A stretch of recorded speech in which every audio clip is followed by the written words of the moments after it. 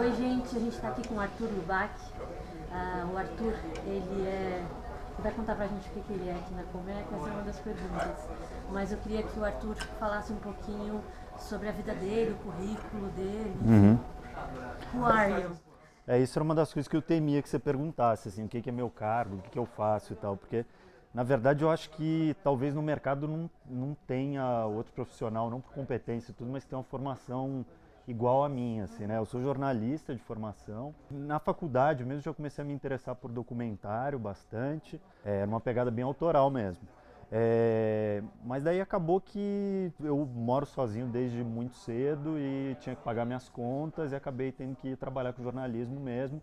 Fui parar na Editora Abril, meio que em uns caminhos naturais que me levaram até lá.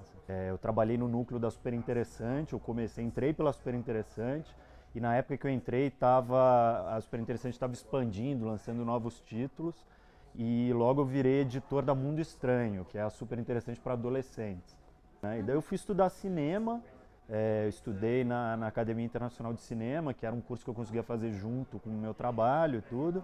Me formei como diretor lá.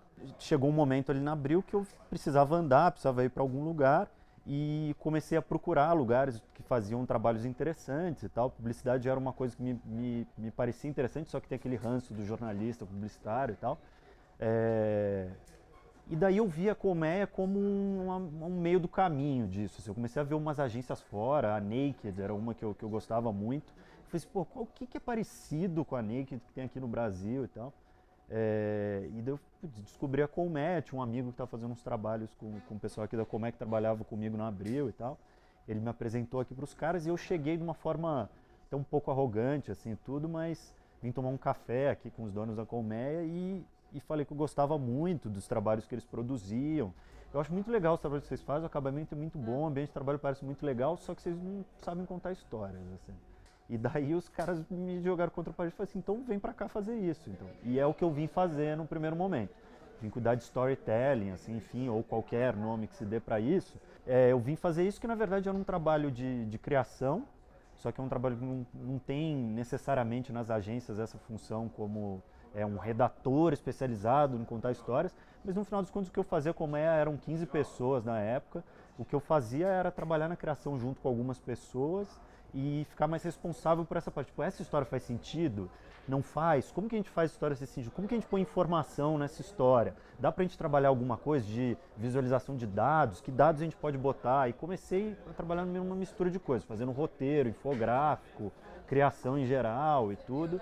E foi assim que eu me criei aqui. Até que chegou um momento que a gente teve uma necessidade de fazer um trabalho grande com vídeos documentais para a Petrobras. Mas daí disso eu virei diretor e daí comecei a dirigir filmes e fiquei 2 anos dirigindo filmes, assim.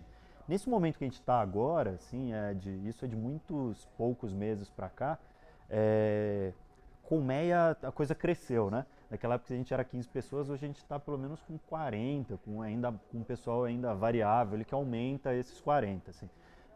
E a gente precisou se organizar aqui dentro, com umas áreas típicas da publicidade, então a gente tem um planejamento, a criação, atendimento, negócios aqui, né? E eu acabei me deslocando para a criação por uma vontade minha, assim, para um novo desafio de assumir uma responsabilidade dirigindo a criação, assim mesmo. Bom, tem uma pergunta que eu fiquei meditando a respeito dela, porque agora a gente está com essa moda de storytelling, né? Então muitos departamentos até de marketing de anunciantes ou a própria agência estão com os departamentos de storytelling, né? Então assim, será que tudo sempre não foi uma boa história? Eu sou meio rabugento, assim, e eu acho que eu tenho direito a fazer isso porque eu vim de outra área, então essa é a minha desculpa, né? Eu já sofro tomando porrada dos jornalistas porque eu virei publicitário e dos publicitários porque eu sou jornalista. Então, no meio do caminho, eu acho que eu posso fazer algumas críticas, assim. Eu acho que, na verdade, tem uma tendência no mercado publicitário de se criar termos para falar de coisas que já existem na prática, assim, sabe? Esse negócio dos documentários para publicidade que eu falo é um bom exemplo disso, assim. Depois da gente fazer, já tinha feito dezenas de mini docs que a gente fala para publicidade, para, né, para comunicar marcas, enfim. E daí chega alguém falando que inventou o conceito de docuvertising. Então eu acho que tem um negócio muito grande, isso acontece com várias coisas, assim, com metodologias, com indicadores e tudo, se criam formas de colocar tudo dentro de uma caixinha e isso ter um nome para se apropriar, né? Então eu acho que isso no fundo é uma bobagem, assim, sabe? Porque contar histórias é um negócio que sempre foi mais importante no audiovisual, na literatura, em todas as coisas e na nossa vida, assim, né? Mas enfim, na falta de um termo, quando a gente precisa usar, a gente usa storytelling, usa contar história, qualquer coisa dá na mesma. Mas as marcas estão todas, né, tem aquele buzz de, né, vamos fazer alguma coisa, tem que ter storytelling no meio, etc, Sim. etc. É igual a coisa do conteúdo, né? A grande discussão do conteúdo. Na verdade, se você for ver ao pé da letra, tudo é conteúdo, né? Assim, conteúdo não é necessariamente informações jornalísticas fruto de uma apuração e daí você tem um estofo de conteúdo. Não, conteúdo, se você tiver um carinha dançando na frente da câmera e se comunicar alguma coisa, é o conteúdo da campanha, né? Claro. Mas de fato tem esse negócio, né? O storytelling está mais forte do que nunca no meio entre agências e clientes aí tudo. O que pra gente eu acho ótimo, assim, porque é o que eu gosto de fazer e eu acredito muito nisso como uma forma de comunicação. Assim.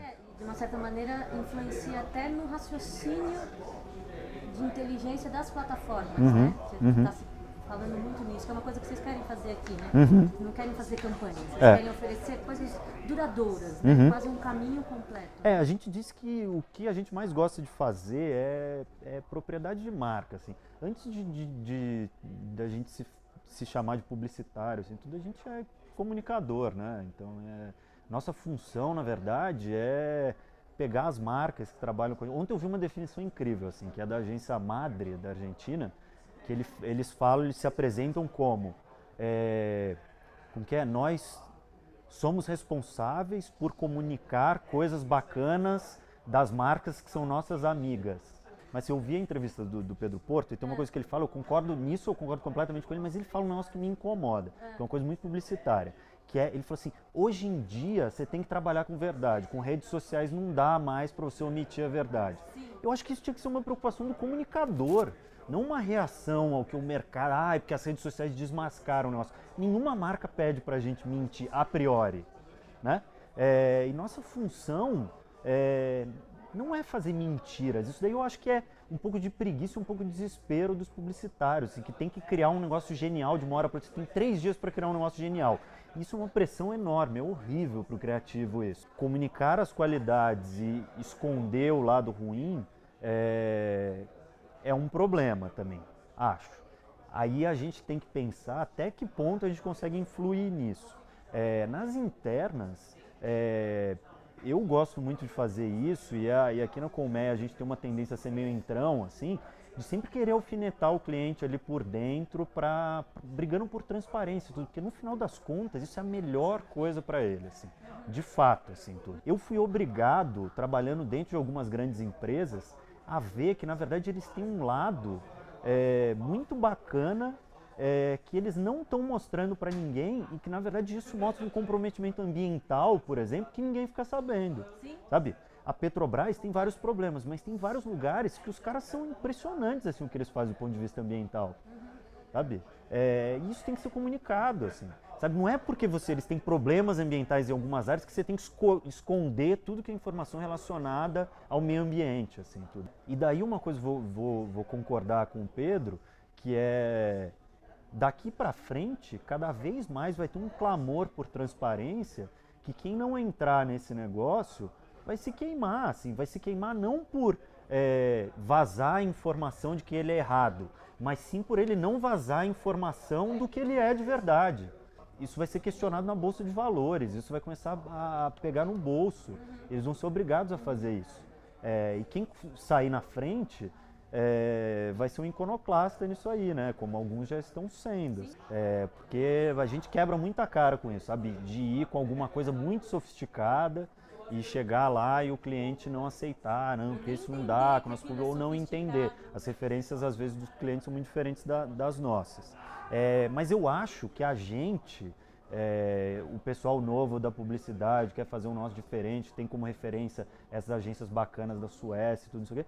A gente tem uma obrigação de ser uma militância nessa área. Então eu acho que a gente tem uma obrigação, como grupo aí até, de ir nos clientes e tentar passar essas coisas mais sofisticadas.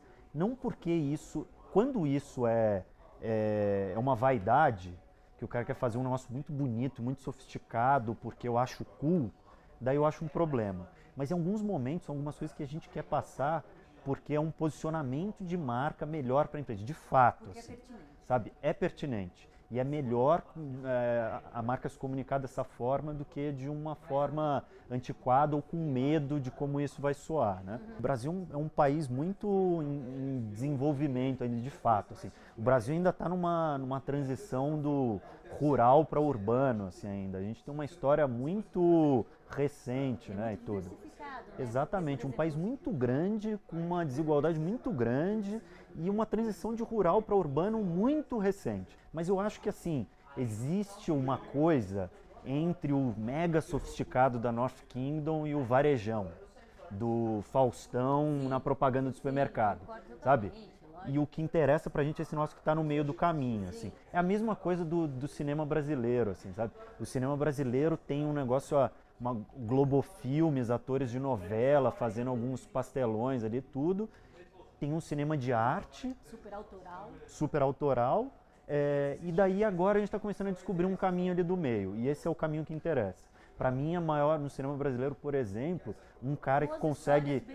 Exatamente, consegue mimetizar isso é o Jorge Furtado, por exemplo, que é um cara que pega os atores da Globo, o que vai fazer com que as pessoas prestem atenção e tudo, e conta boas histórias, sabe? Numa cinematografia leve, divertida, mas ao mesmo tempo contando uma história bacana, com uma complexidade, tudo. Então eu acho que assim, não acho que ele é o melhor cineasta do mundo, mas eu acho que no que a gente tem nesse momento ele é ótimo, sabe? Das coisas que a gente tem feito aqui hoje, assim e tal, eu acho que a coisa que eu estou mais curtindo fazer, que é uma coisa que envolve um pouco de tudo que eu fiz até hoje, né? Porque eu comecei fazendo apuração, escrevendo, editando texto, daí comecei a fazer infográfico, foi das coisas que eu mais fiz na Abril.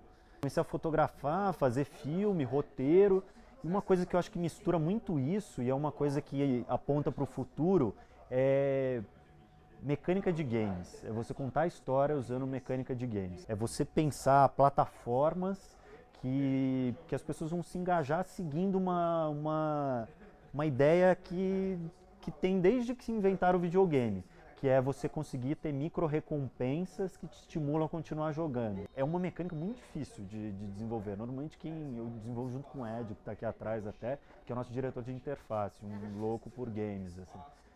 A gente consegue fazer junto, tentando pegar a parte bem nerd, que daí vem mais dele dos games e tudo, é minha de roteiro, de história, e tentar ser um negócio leve e ao mesmo tempo divertido. Talvez isso que seja a grande diferença da vida real, assim, né? Que nessa gamificação, quando você traz isso para a vida, através de uma mecânica de game, você ganha prêmios a cada coisa que você faz. Isso é muito parecido com a vida, mas é mais sistemático, você já consegue prever as coisas melhor. E tem gente que está estudando isso de forma muito bacana, assim, a Jane McGonigal, ela é a grande estudiosa disso, está fazendo coisas incríveis, assim, né? Tem um jogo que chama Urgent Evoke, esse negócio de você mergulhar como se você estivesse ali dentro, assim. Eu não consigo fazer esse exercício, assim, eu me vejo como um jogador com o joystick na mão, não como o personagem em si lá dentro. Entendi, é verdade. Bom, gente, então esse foi o Arthur Lubac. Super obrigada, Arthur, pelo espaço, foi ótimo conversar com você. E é isso. E também venha conhecer a gente lá no Paraíba, você falou que Pô, claro, eu adoro o João Pessoa, é incrível. Agora você arrumou um problema que você vai ter que me hospedar lá. Obrigado, querido.